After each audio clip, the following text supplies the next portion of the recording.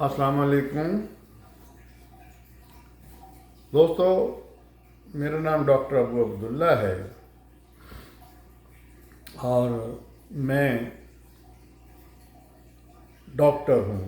امریکہ میں ہیوسٹن میں رہتا ہوں بائی پروفیشن۔ میں نے دین کی تعلیم بھی کئی یونیورسٹیوں سے حاصل کی ہے اور میں اپنے یوٹیوب چینل میں ڈاکٹر ابو عبداللہ میں زیادہ دین کے متعلق لیکچر کرتا ہوں، جس کو آج کل وی لاگ کہا جاتا ہے، اور میں کچھ ٹپس صحت کے بارے میں بھی دیتا ہوں۔ آج سے میں ایک نیا سلسلہ شروع کر رہا ہوں، political and social issues of Pakistan. یہ اس لیے شروع کر رہا ہوں کہ it's talk of the day. آج کل اس کے بارے میں بہت سے لوگ وی لاگ کرتے ہیں یا واٹ ایور، تو شروع کرتے ہیں۔ آج کا پہلا لیکچر ہے میرا کریشن آف پاکستان۔ پاکستان ایک ایسی سرزمین میں بنا جس کا نام بر صغیر یا سب کانٹیننٹ تھا۔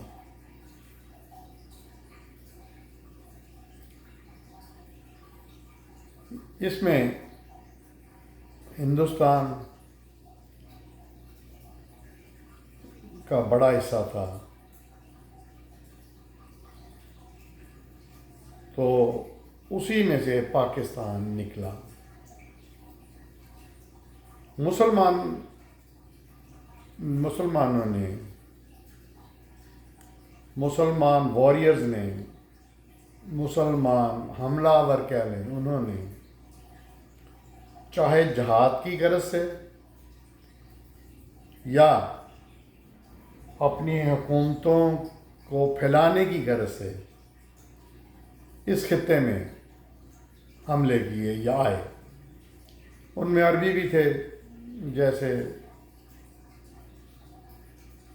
حجاج بن یوسف نے محمد بن قاسم کو عرب سے بھیجا، عرب کی سرزمین سے بھیجا۔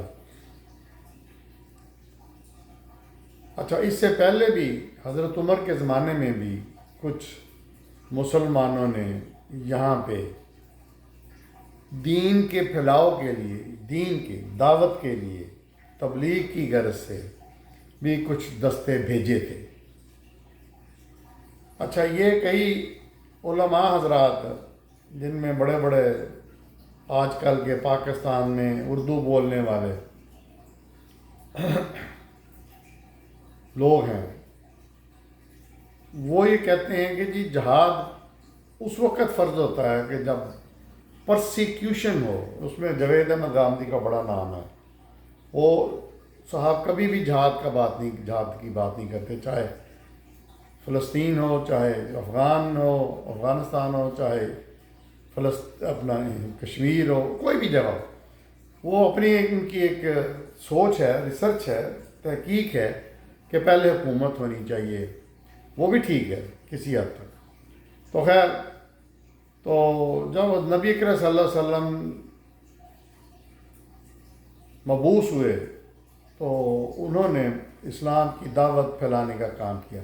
اچھا، یہ جو پہلے زمانے کے واریئرز کہہ لیں یا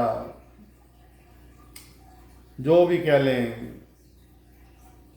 وہ جب کسی ملک میں جاتے تھے تو وہاں 3 شرائط پیش کرتے تھے، اور یہ قرآن میں ہے، باقاعدہ قرآن میں، کہ یا تو اسلام قبول کرو، اسلام کی دعوت دیتے تھے کہ اسلام قبول کر لو۔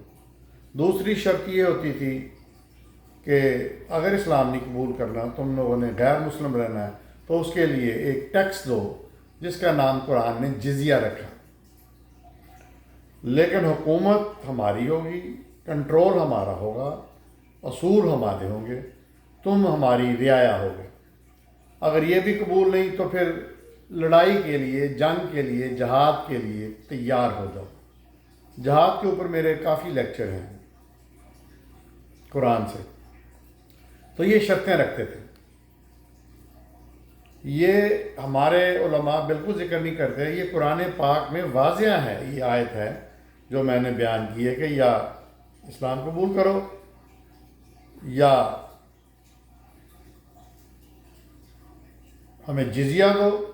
نمبر 3، اگر دونوں قبول نہیں ہیں تو پھر لڑائی کے لیے تیار ہو جاؤ، جنگ کرو۔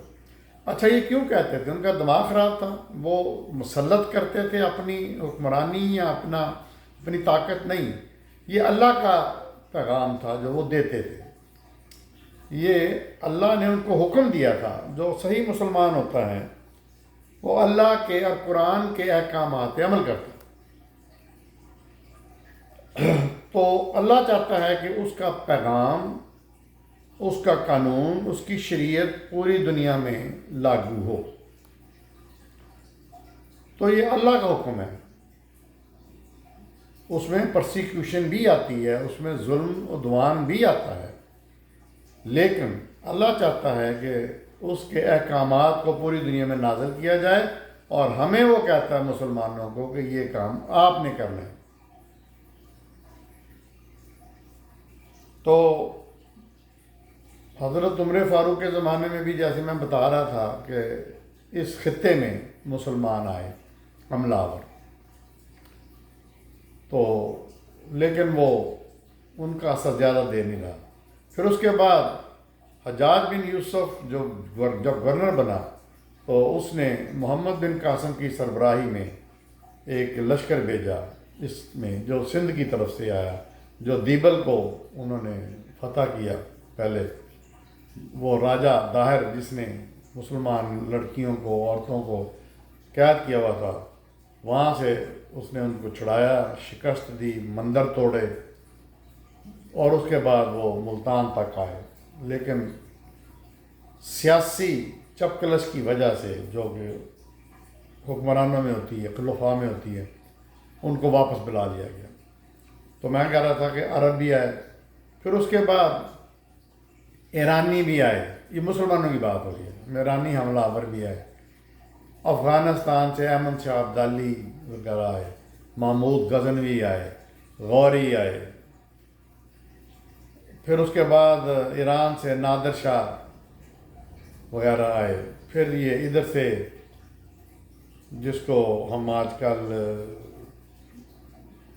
کہتے ہیں کہ یہ روس سے جن مطلب لی ہے آزادی مسلمان ریاستوں نے، جیسے فراغنا اور اس طرح کے جو لوگ تھے، تو وہاں سے پھر بابر جو مغل تھے، اور بابر سے پہلے تیمور، امیر تیمور، تو یہ سارے مسلمان یہاں پہ آئے۔ اب ان کی کیا نیت تھی حملہ کرنے کی یا یہاں پہ آ کے جنگ کرنے کی؟ کیا وہ سچ مچ اللہ کی شریعت حکم کے مطابق جہاد کر رہے تھے، جہاد کرنے آئے تھے، یا وہ حکمرانی کرنے آئے تھے؟ تو کسی کی نیت کا ہمیں نہیں پتہ، لیکن ان کے یہاں آنے سے، حملہ کرنے سے، جنگ کرنے سے یہ ضرور ہوا کہ یہاں اسلام پھیلا۔ اسلام کی جو تھی وہ، ویسے تو یہ بھی کہا جاتا ہے کہ کیرالا میں شاید ہندوستان میں سب سے پہلے مسلمان آئے، اور وہ تاجر تھے، اور انہوں نے دین کی تبلیغ بھی کی، اور ہندوستان میں سب سے پہلی مسجد جو تھی وہ وہاں بنائی گئی۔ تو واریئرز بھی آئے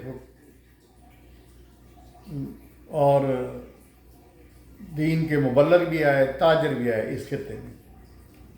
تو مسلمان جو تھے وہ اسلام پھیلتا گیا، مسلمان بڑھتے گئے۔ جب مسلمان یہاں پہ آئے تو انہوں نے مسجدیں بھی بنائیں، انہوں نے دین کے ادارے بھی بنائے،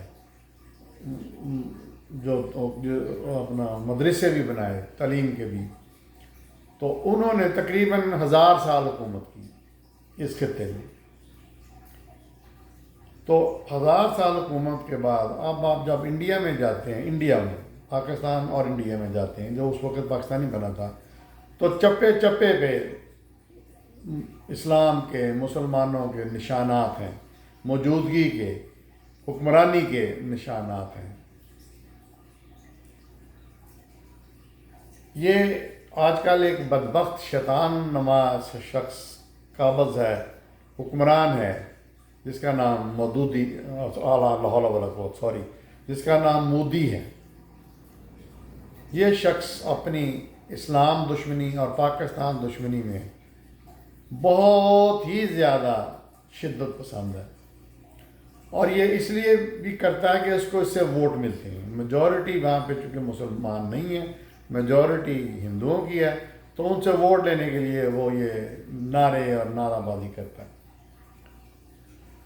تو اب اس نے مسجدیں بھی ڈھائی ہیں، مسجد بابری مسجد بھی ڈھائی ہے، اور بھی مسجدیں چھوٹی چھوٹی ڈھائی ہیں، اور مسلمانوں کے اوپر ظلم و ستم بھی کیا ہے۔ اور مسلمان وہ جو کہ غریب غربا تھے، کمزور تھے، ان کے اوپر طاقتور مسلمانوں کو یہ ہاتھ نہیں ڈالتا، کیونکہ وہاں پہ بڑے بڑے مسلمان بڑے بڑے بزنس کرتے ہیں، بہت بڑے بڑے بزنس کرتے ہیں۔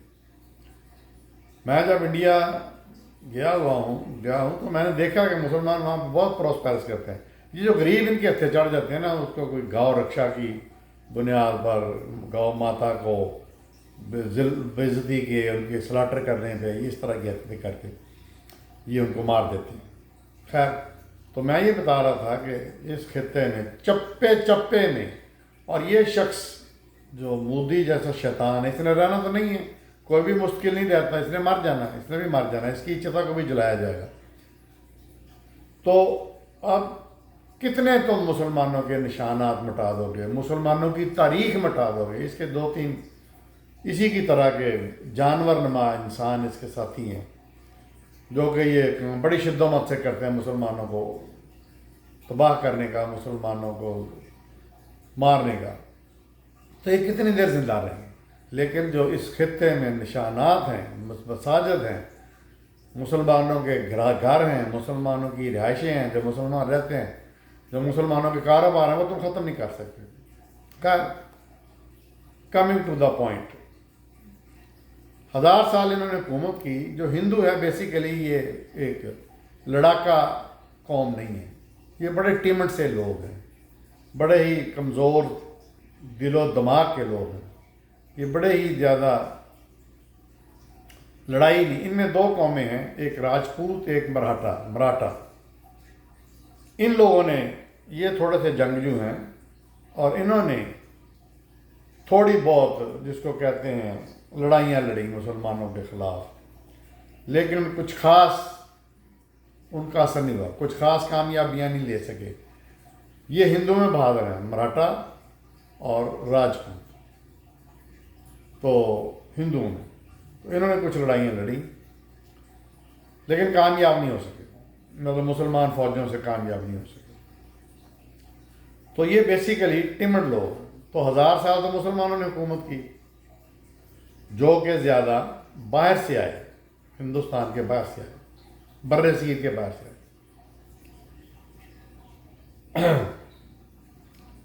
تو انہوں نے اپنی سلطنتیں قائم کی، پھر یہ کمزور ہوتے ہیں مسلمان،